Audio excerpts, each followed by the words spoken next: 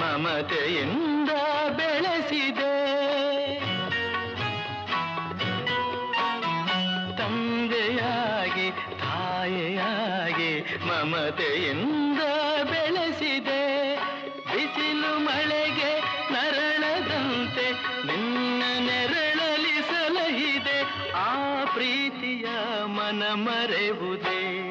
ನಿನ್ನ ಕಂಗಳ ಬಿಸಿಯ ಹನಿಗಳು 100 ಕಥೆಯ ಹೇಳಿದೆ.